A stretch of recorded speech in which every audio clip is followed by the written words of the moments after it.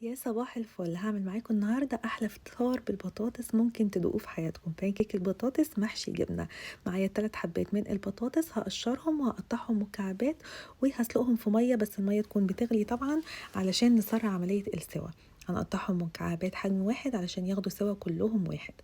هنقعدهم بالظبط في الميه المغليه لمده 5 دقايق. البطاطس مش هتاخد وقت مادام متقطعه كده.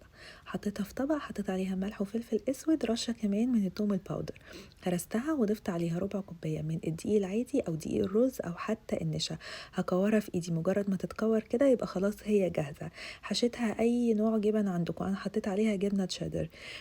وقفلتها كده من الحروف كويس جدا مع الضغط، وبحطها على سطح مستوي ببططها علشان كلها تبقى نفس السوا او نفس الليفل.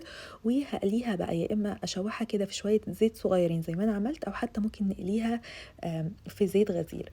وبس خلاص بتاكل سخنه.